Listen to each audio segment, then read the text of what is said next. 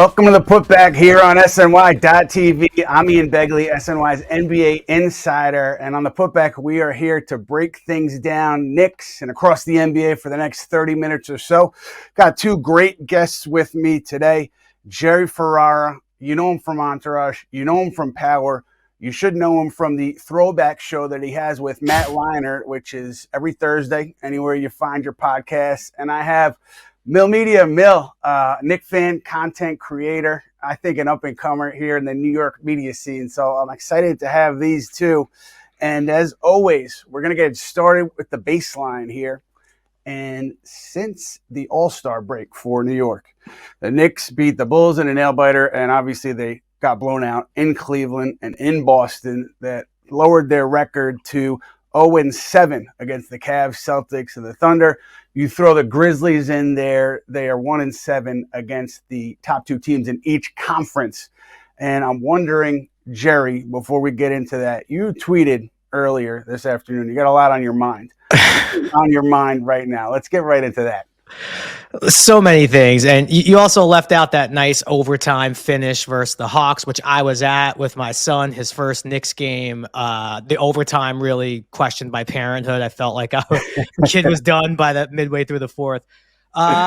Look, it's just a saga of ups and downs. I always waffle between trying to stay positive because I do think as a Knicks fan, and I'm an old Knicks fan, it's easy to get super negative with this team because we're finally in the hunt and we have all these aspirations, which we have not had for a very, very long time. So it's very easy to get upset when you are 0-7 versus Celtics and Thunder and Cavs, like we've been saying. I've justified it in my head and I feel okay about it now. Super disappointing, but ultimately none of it matters. What matters happens in the playoffs. And I don't think we've seen this team fully formed just yet. And I do think easily a game against the Cavs and the game against the Thunder were kind of thrown away. Very, very winnable games. Should have been won, in my opinion. So if they're 2-5, is the world crumbling? I know it's a lot of ifs, ands, or buts, and they didn't close the deal, but I'm not panicking by any stretch. I'm on the roller coaster, and I'm enjoying I'm saying, let's run it again. I'm fine with the roller coaster. And if you've been on that roller coaster, Jerry, from the 90s through the 2000s, 2010s, it's been a lot of downs, a lot of bumps. So I'm sure you can appreciate this stretch now, maybe more than some younger Knicks fans, maybe not. But Mel, I'm curious for you, what's your level of concern? Because you had tweeted, I can't handle this anymore over the weekend. So what are your thoughts with the loss to Cleveland, the loss to Boston, and just in general? I'm actually super concerned about this team. Unlike Jerry, right now I'm just feeling a little embarrassed, to say the least, as a fan, with the national media headlines saying we're pretenders, we're frauds. It's not a good look for us. And I mean, 0-7 against top teams, that's the truth. You can't really hide around it. And we're being exposed for it.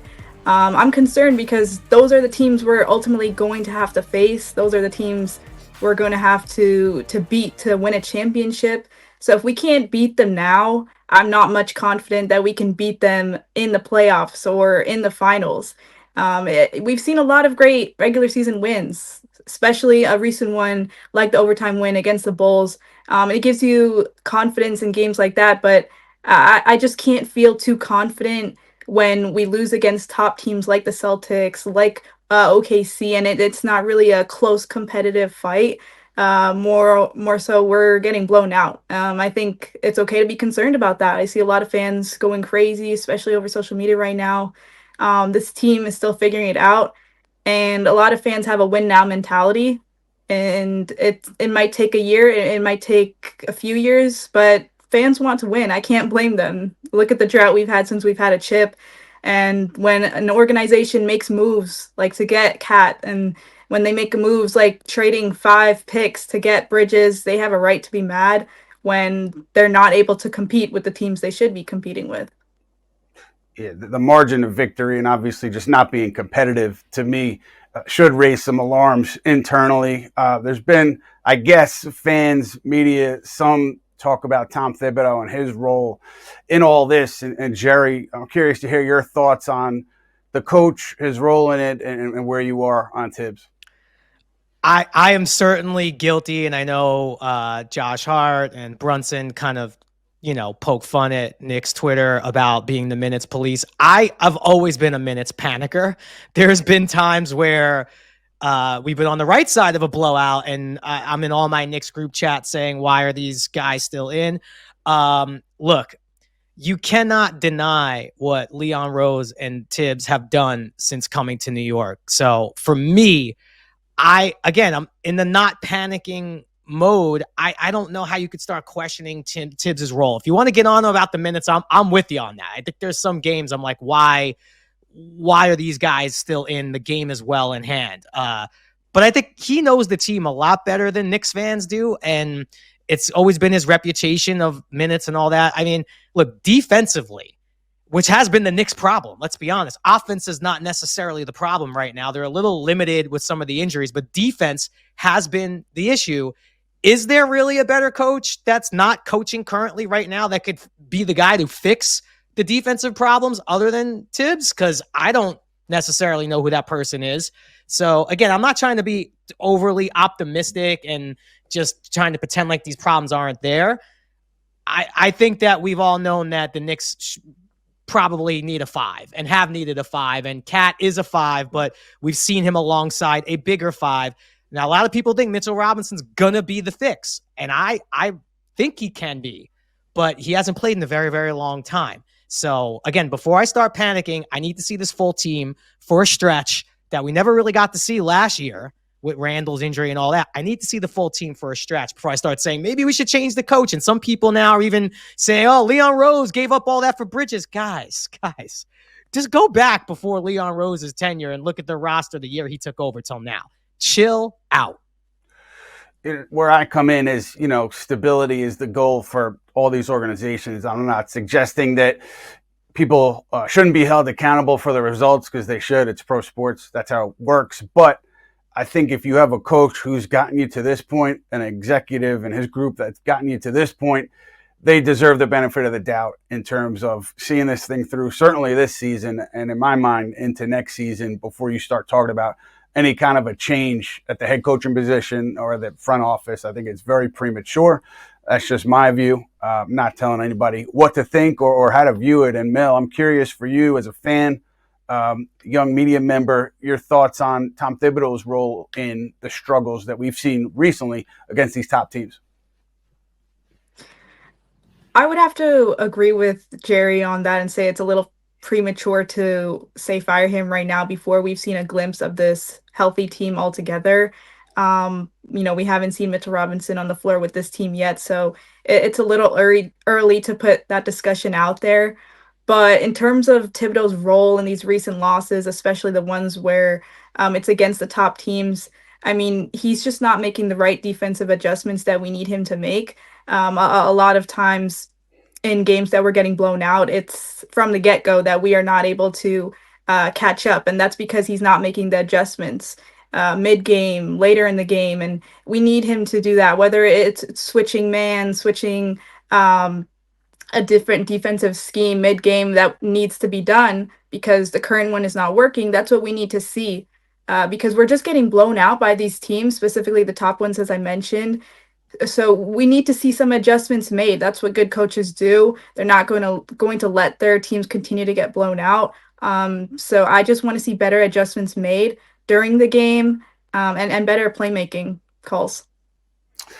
Yeah, where I come down on the defense is kind of like you look at Karl Towns. I don't think the Knicks traded for him thinking that he was going to come in and be some stopper. They knew who he was, who he has been defensively. And to me, Towns is doing the job that you would expect him to do when you trade for him. He's been fantastic offensively. And I think he's giving you effort on defense, which matters. I think it counts. And Jalen Brunson, too. He's limited in size and stature, but he does give you effort. So to me, it's you look at the wings, you look at Anunoby, you look at Bridges, and if this team was constituted to be better defensively than it has been, and I think it was, then that's maybe where the shortcomings are with the wings. So it's kind of how I look at it. But Jerry, I want to know, we are not obviously at the end of the season. Knicks still have, I think, 2 games against the Cavs and a game against Boston. And what do you want to see What do you need to see in those games to kind of I ease need your to mind? I need to see a little more of that third quarter versus the Celtics. And what I mean by that is, now if you want to get into I'm a storyline guy, right? Maybe it's the acting and writing part of me. What's the story away from the X's and O's? The Cavs have had to hear for 2 years how we punked them in the playoffs and we owned them and we knocked them out with ease. Mitchell Robinson destroyed them. We also had Hart back then, So I'm not saying they got up a little extra versus the Knicks than they will. They're having one of the best regular seasons of recent memory. So they've had to hear about that for 2 years. And then the Celtics all off season, after the whole Olympics fiasco with Tatum and Brown, had to hear how, the Knicks are coming. Look what they did. And every prognosticator saying the Knicks are a real threat. Not saying they got up extra. I just think that they wanted to send the message. I don't think we've responded. And for me, what I'd like to see is the intensity and fight that we saw in the third quarter from start to finish. Let the outcome be what the outcome is. I care. But if I just see that and know that that's how we need to be when the games that really, truly matter, because I don't think the Knicks are catching anyone for the first or second seed. So we're 3 or 4, depending on how this thing shakes out. We're going to be seeing one of those teams in the second round, currently, all injuries and stuff aside. So give me that intensity we saw in the third quarter, and now it's our time to fight back and punch back, because like I said, we've enjoyed 2 years of kind of punking the Cavs off that playoff win, and the Celtics have been hearing how we're coming. And I think now it's time to punch back.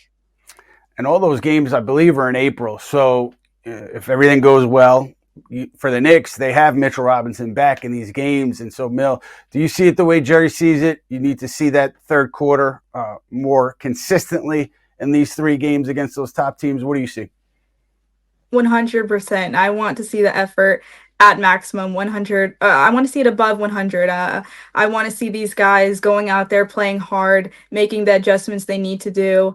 And we just need to see a level of effort that exactly we saw in that third quarter that we've seen in previous seasons. And I know it's hard because we lost a lot of guys that were previously on this team that put in that effort. Isaiah Hartenstein, for example, DiVincenzo, those were bulldogs, and they brought a lot of hustle and energy to this team that we're now missing. You look at this team, you look at them some games, and they're lacking a lot of heart, they're lacking a lot of energy, and you can't exactly figure out why, because we have a lot of great players on our team.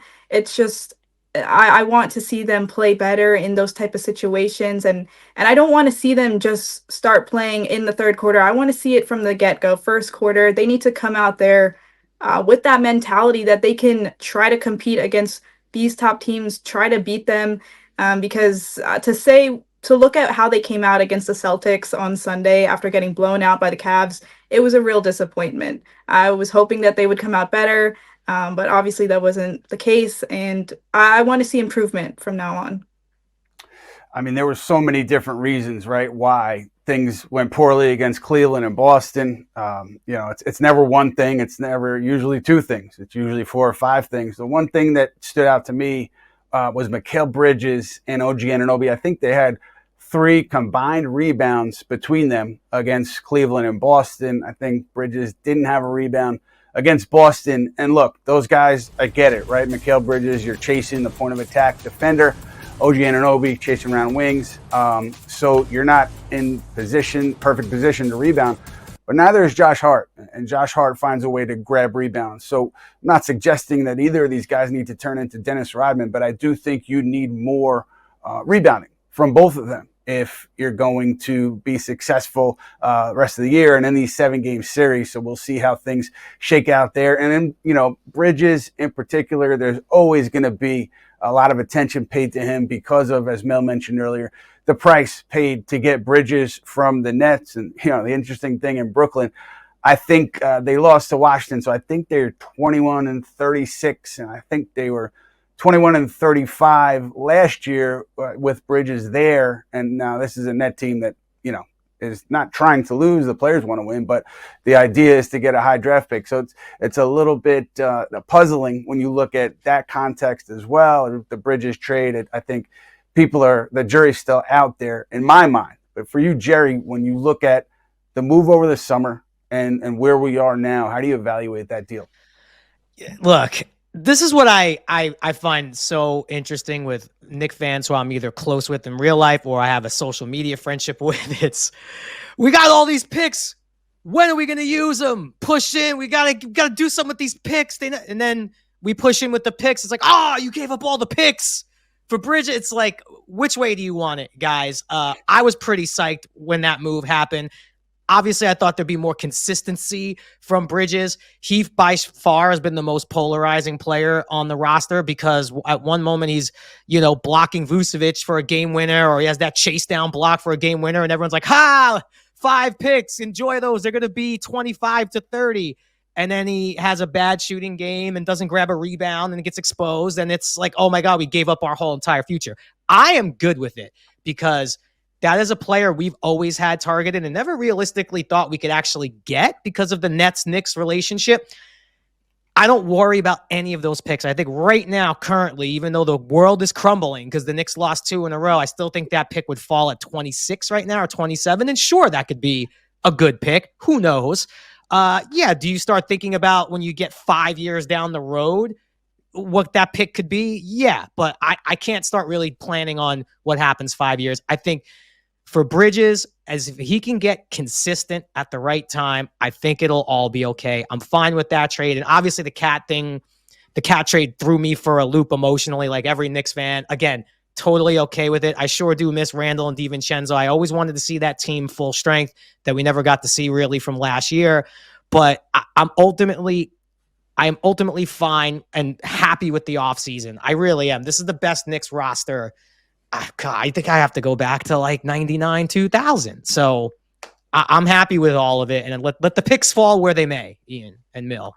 Let the picks fall where they may. Fair enough. I think sometimes people will say, if you traded 2 firsts for maybe, a DeAndre Hunter type, and then you had those picks to use elsewhere, I think that's where people go when people who are down on this trade. I think sometimes you hear that. So I'm just curious. But was Hunter even available until this blow up deadline? Jalen Johnson goes out, the Hawks lose. I didn't know if he was fully available until recently. Fair. I guess I mean a DeAndre Hunter type, but also I think if you went to Atlanta and you said, hey, we have, 2 firsts and a pick swap, they would pay for DeAndre Hunter's flight up to New York. So I think, there are different ways to look at it. Mill, I'm curious for you, longtime fan, passionate observer. Where are you on the Bridges deal at this point? I don't think it's proven to be worth it yet. I mean, he really needs to be better on both ends of the ball from what we've seen. His defense to me has been mediocre. I know he's come up big in certain situations, like Jerry mentioned, the block against the Bulls. We've seen another block by him, but I think it's been mediocre. And, his defensive rating is the worst this year since his rookie year. And that says a lot as how he's been performing. I think a lot of people saw that he was a former All-NBA defensive player, and we were excited about that. A lot of us were excited about that, but the reality is that was 3 years ago. He's not that same defender that he was in Phoenix. That was a runner-up to Defensive Player of the Year. And a lot of Nets fans, I don't really listen to a lot of Nets fans, but they've been saying that he was the same way in Brooklyn, that he was mediocre on the defensive end. He would get blown by, and that's what we're seeing a lot now is that his point of attack defense is weak. He's getting blown by. He's getting out-muscled. There's a lot of things you're noticing with his defense, and it's a little disappointing to say the least because we traded 5 picks for a player we were hoping that would push us to that, will take us to that next level defensively and match up really well against Boston, so he could be on the wing with OG. But it's been disappointing to see that. And offensively, I think that he's really up and down throughout the season. We've seen him go through slumps. Right now, he's in a slump too. The most points he's put up since February 8th has been 14 points. And, the Celtics game recently, he pretty much had 6 points before the garbage time, and then he got up to 14. But 6 points against the Boston Celtics is not going to cut it. It really isn't acceptable. He's supposed to be a solidified third option on our team. When you compare him to other third options, he's just not being comparable. He's just not competing as well as I'd like right now. Porzingis, the third option for the Celtics, and then we have Mobley. They're just doing a lot more than he's doing. I'd like to see more from him. And one thing to point out is that he's just not being aggressive enough as well. When he goes through these shooting slumps, you're not seeing aggression from him getting to the basket. A posting and toasting media site pointed out that he's attempting only one free throw per game this season. And that's just unacceptable because he's playing the most minutes in the league. So there's no reason if you're playing over 40 minutes a game that you should only be attempting one or two free throws a game. You should be getting there more often. And I definitely think that would help him with his offensive and shooting struggles. So I'd like to see him be more aggressive on the offensive end and improve on both ends, really. Yeah, it's going to be interesting to see how it progresses, here getting into April, those tough games, and then into the playoffs. I'm a cynic. I could go poke holes at the team for the next 3 hours, but let's go positive, Jerry, because you mentioned Miles McBride, and team's 37-20, and he, to me, has come on more recently after the All-Star break. What do you think about Miles and his role? I know that he played well as a starter. Thibodeau went away from that, stayed with Precious. Some people were questioning that, but just Deuce in general with this club. So I think he really is the X factor, especially now because the team is so thin, missing Mitch. Josh Hart's missed some time. OG missed some time. My biggest concerns were when Deuce missed that time and came back, and it took him a minute to get the shot back. Like, what I love so much about Deuce McBride's whole story is we all know he could defend, and he's super, super athletic, and everyone figured he'd never really get the jumper together, and maybe he'll be a rotation player, maybe. What I saw from him versus Philly in the playoffs last year, he was the quiet, silent assassin hitting dagger threes. When he's hitting these threes, you're going to get the defensive effort. And Tibbs has closed a lot of these games with him, even when Hart is playing and guys are healthy. So for me, I am relieved that his jumper and his three-point shooting, more importantly, seems to be back after that 5-6 game injury he went through. He definitely took some time to get it back together. But for me, I think he is, especially when hopefully Mitch gets on the floor and OG and Hart seem healthier, and we could start to put this bench together with Precious back on there and a healthy Deuce. I think he is a huge, huge key and could kind of fill a little bit of that DiVincenzo stuff that we lost. Not quite the same, but at least the knockdown shooting, which will just open everything up, and maybe even for Bridges as well.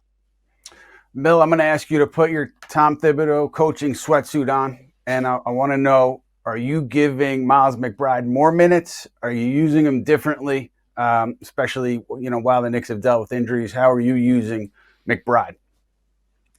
Ultimately, I would love to see McBride get more minutes. I think he's a great player off the bench. There are certain situations, like I think the game against Cleveland, where he could have started.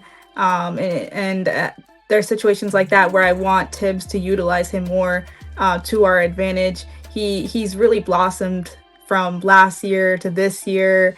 And I think it was hard for him because he missed some time earlier in the season, which obviously took a toll on our bench and took a toll on him as well. But I think he's getting back into a groove. And, we just saw 23 points against the Bulls, 5 3-pointers. We know he can shoot the ball now. That's evident. We know he can shoot it. It's about him getting the minutes and getting the ability to do it. That's what I'd like to see more of. He's a great player on both ends of the court. He is undersized, of course, so it's hard to match him up with other teams in that aspect. But I definitely think he should be getting more minutes. Yeah, it's definitely, again, something to keep an eye on here. And we're turning now to the What We Learned segment of the program. What We Learned, presented by Binghamton University. Binghamton University was named the top school in the SUNY system, according to recent rankings from the Wall Street Journal and Forbes. Visit binghamton.edu for more. Knicks, obviously very close to that second apron. They're hard capped at the second apron, but in a couple days here, they will have enough room under that apron to add a veteran. They have that 15th spot open. I've been saying it for a while. TJ Warren is definitely on the radar for that spot. I think also you can add Shuma Akeki as a name on the radar, that spot. I know there's been speculation about Victor Oladipo.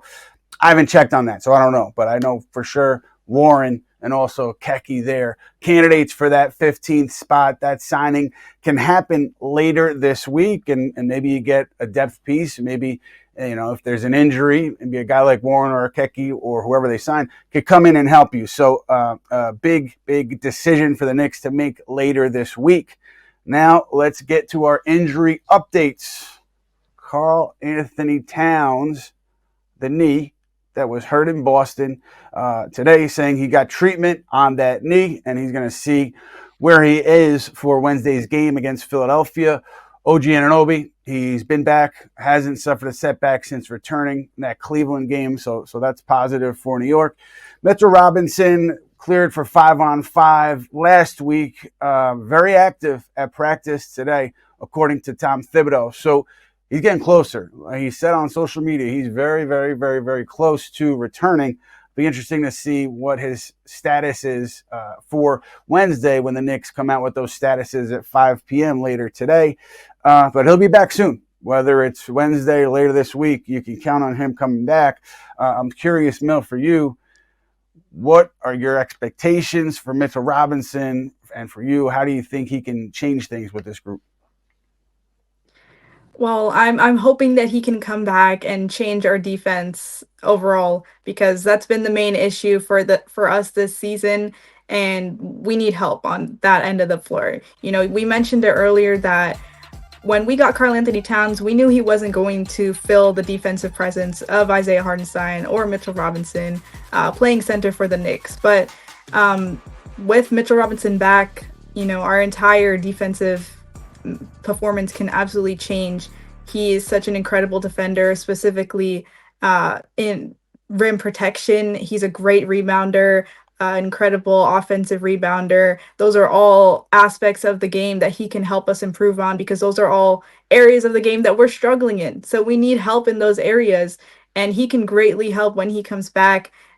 Hopefully he's all healthy and he's confident, he's ready to go, and hopefully he's in the best shape that he's been in, for a while. It's been a while since we've seen him play, but his addition to this lineup can ultimately change a lot of things defensively for us. Push Cat to the 4 and have Robinson at the 5 helps a lot with our rim protection, something we've also struggled with tremendously. And, rebounding, you mentioned it before that we need more rebounds. Guys like OG and Bridges, they're not helping out as much as we've expected them to do. So having an elite rebounder like Robinson back in the lineup can help us greatly.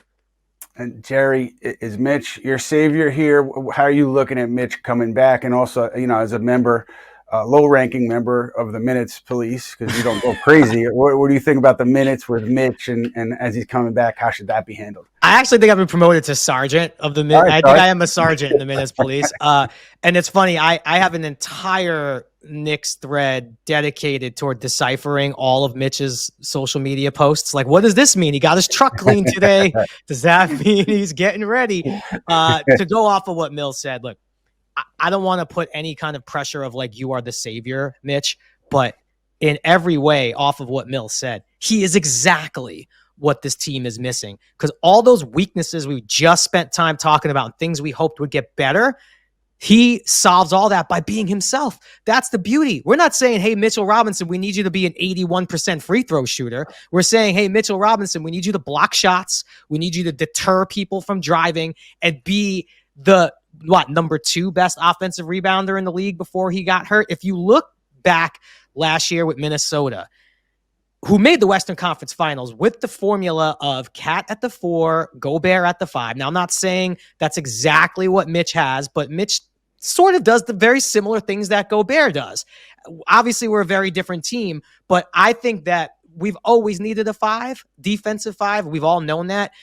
The apron stuff has prevented us from getting depth at that position. And who better to acquire at this point in the season, if he could be healthy? And that's what all Knicks fans should be crossing their fingers for. Minutes police, all of you, is the health of Mitchell Robinson, because it's not that he singularly changes everything, fitting him in with what this team already does. You mean to tell me you give a defensive coach like Tibbs someone to funnel offensive players toward, which he hasn't had all season? Give me a break. He is the savior, but not just because we need him to do things he doesn't do. It's we need him to be healthy and do exactly what he does. Those are the exact things that this team needs.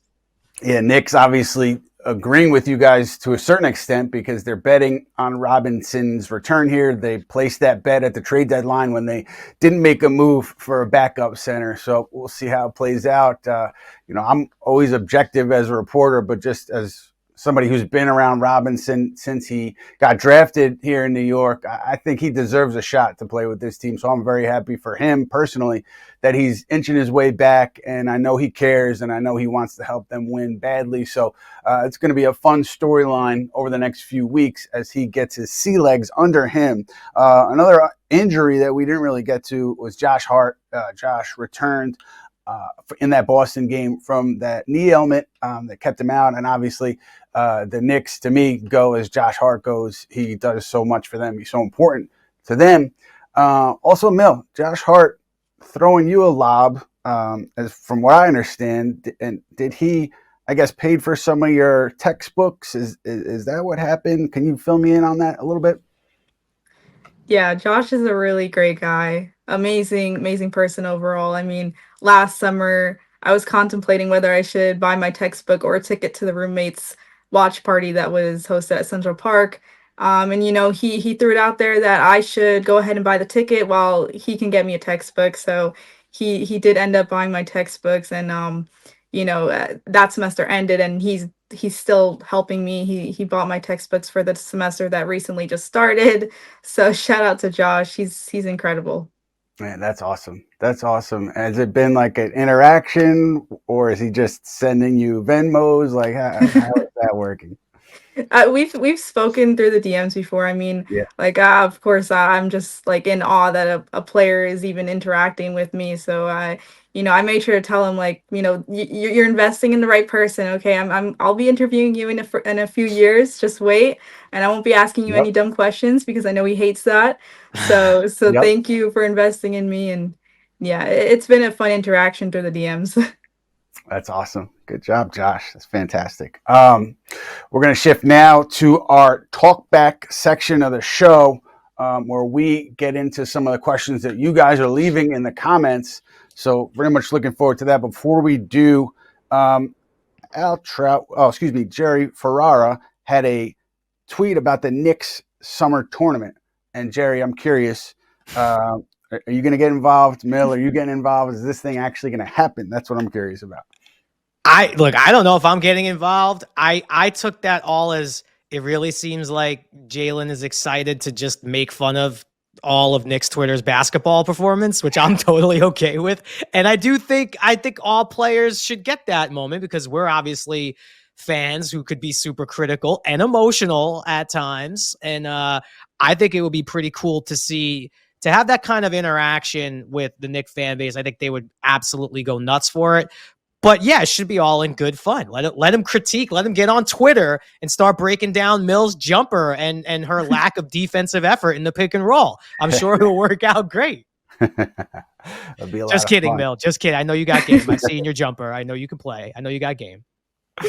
Oh my God. No, I think I definitely agree, Jerry. I think it would be really fun for them to see how Knicks fans actually play themselves because we do critique them heavy, some of us at least, and it would be a good laugh for them. But I also think it'd be really entertaining, and it's a cool thing if they're willing to do it. Brunson, maybe even Hart gets involved. I really want to see a lot of people from Knicks Twitter. I want to see how they play, and if they're willing to if they're credited to talk about the Knicks the way that they do with how they play. But I'd definitely love to be involved. That's a really cool thing I've never seen players personally want to do before, especially not in the Knicks. So yeah, I'd love to be involved some way or another. Man, it's going to be fun to watch if it happens. Mr. Spenley, I'm sorry for that detour. I definitely want to know what you have for us, and what questions does the audience have for us? It's all good, Ian. My last comment on that is my money, if it ever came down to any sort of one-on-one competition, will be on our friend of the show, Sean Geddes. I have hung out with him a couple times, and he is an incredibly tall individual, and I know he can ball. So there you go. You guys keep an eye on Sean. Jerry, I want to come to you with the first one. Our guy Ellie from YouTube. I know Mill was kind of talking about it before. Just the difference in this year's team versus last year's team. I know expectations obviously play a big part of that, but Ellie said team's better than last year technically, but it sure doesn't feel like that. last year we had more heart and soul, dog mentality, blood, sweat, tears. You kind of get it. So I'm curious for you, just how you feel about the team this year versus last year. Obviously more talent on the roster this year, but it just feels a little different. I think the biggest difference is last year's team had no expectations, meaning we were expected to be like a playoff team. But I don't think anyone before the season started last year was sitting there saying, oh, this team can go to the Eastern Conference Finals and really challenge Boston. But they played so hard and they played so tough and gritty. And it was every bit of what New York fans have always loved in every Knicks team. And we had players like Randall and DiVincenzo and Hartenstein who fit that mold perfectly. Now you fast forward to, and we never really got to see it, to be honest. When Randall went down, we never really got to see that team other than that small stretch. Now you fast forward to this team, we get Bridges, we get Cat, and now all of a sudden it's, the Knicks are coming. They're coming for the Celtics. They're the number 2 team in the East. Look out. It's championship or bust. And I'm not saying it was premature. I still feel like this team could go on a run and really shock some people, but we have lofty expectations. And again, we're 37-20. We were 37-18 before this bad 2-game losing streak. So to me, I think we're right where we should be. Again, I don't love the 0-7 stuff, but I guess it is the fact that I don't think that team really got blown out last year like this. I don't think they've had these types of games where they gave up 142 to anyone. Go look. And I feel like this year, the losses are really bad. But I think this year the wins are like when it's clicking and we put up 140 and the Knicks offense is ranked. So it's just a totally different personality than last year's team and any Knicks team for a long time. The fact that it's kind of offense first. And I think it's very different for Knicks fans to accept that. And I don't think it's going to be like that forever. But that's my take. Last year's team was insanely likable. I think this year's team it's just doing it a different way than last year's team did. Ian, I'm curious your perspective on that. Obviously, you've covered the team for a while now and how people kind of reacted to both this year and last year. Like, how do you feel about that from where you sit? I mean, it makes sense. I mean, I think Jerry hit on a lot of the points that I would echo. One thing is, again, I'll go back to the kind of who's doing their job. And Karl Anthony Towns, to me, if you trade for him, you know what he's going to do. And to me, he's fulfilled that role that you would expect of him. And so where is it lacking? I mean, I think you could point to many different different directions. But when you talk about physicality, you talk about want to, you're talking about the defense. And again, I think we've seen flashes where OG Anunoby and Mikal Bridges has defended very well. Mikal Bridges has had some fantastic individual possessions to seal games late in games. But the overall cohesion has not been there. And I think that's probably where Knicks fans are upset. I think that's where people are saying to themselves, this team is softer than last year's team. Last year's team relied so heavily on offensive rebounds, second chance points. That's not what this year's team is. This is not a traditional Tom Thibodeau team. I think you could see that coming in, but the thought was, hey, with Anunoby and Bridges, we'll be okay defensively. And because that hasn't been the case all year long or for much of the season, I think that's where the disappointment is, and it's understandable. Sure. Yeah, Mill, I want to come to you with one that's kind of dovetailing off that a bit. Just we talked a lot about their struggles against the elite teams, just in terms of a championship window kind of becomes sort of that conversation when the Knicks haven't been able to get to that level. And this is the first year of this team being together, which, again, goes right back to the last question. So I'm curious for you, from your perspective, how you view that championship window for the Knicks. Obviously, a lot of their guys are locked in. Mikal Bridges is eligible for an extension somewhat soon, but where their championship window lies, I'm curious for you. I would say we have the next few years to win a championship. I would say 3 to 5. We have the next 3 to 5 years. I mean, it depends if we're moving our assets or not. I mean, I think it might be a little surprising to see what happens in the future if we decide to move on from players like Bridges or, OG. I'm not sure, honestly, what's going to happen because the fans, they're in a win now mentality. I know they want to win a chip this year. I'm not exactly sure if we're in that state right now. This team's still improving. I would give them a year personally. This year, I'm not too sure if we get there, but the next few years is we're really looking at it. We're really hoping to win a chip because again, this fandom has been in such a drought that they want to see a chip. They need it. They deserve it from what they've been through. And the players that we have, I truly thought that when we made these acquisitions during the summer that we'd have the ability to get to the finals. And obviously we haven't been able to compete with some top teams, so I was proved wrong. But I would give us another year or the next few years to actually make it to the finals. I'm not too sure about this year. Sure, fair, especially given how they've played against those top teams. Ian, one quick one before I toss back to you. Just I know the Knicks had shoot-around practice today, and Tibbs was talking about Mitch and his status. And, I think you said he had full contact practice. I think he's been feeling good. He talked about how he's feeling the next day has kind of been the biggest item that they've hit on. But, Tibbs had said when he was asked about Mitch that, we've been out without our starting center for 50 games. He said presumably he would have been our starting center. So just a little discussion about, what that lineup might look like. I think obviously I don't think Mitch would start right off the bat, but do you think in the perfect world for the Knicks that, going into the playoffs, Mitch would be that starting center and that starting lineup would look different? Well, they definitely see it as a weapon. That's definitely something that they want to look at, I believe, extensively. When Mitchell Robinson does come back, as you said, Matt, he's probably not going to start off the bat, but they want to see what it looks like. They want to see how effective it can be. And so if it does look good, in April when Mitchell Robinson, in a perfect world for the Knicks, is all the way back, his conditioning's back, and he and Towns are playing well together, I think you'll see it regularly in the postseason, maybe depending on the matchup. I don't know if you change that starting five. That would surprise me a little bit, but I don't think anybody should be surprised at all that to see this rolled out in a significant way once Robinson comes back. And I think it's just based on how effective the group is. And if they're effective, I think you're going to see it regularly in the postseason. Excellent. I'm tossing back to you, but what would you provide in a Knicks Twitter game, Ian? I'll hang up and listen.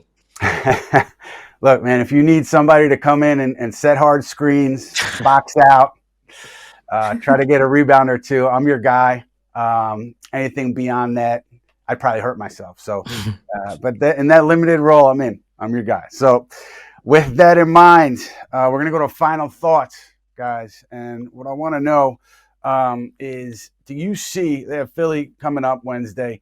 Do you think the Knicks pretty much locked in to the third seed at this point? And if that's the case, that second round matchup looking like it's going to be Boston. How do you view that? And where's your hope lie, Mill?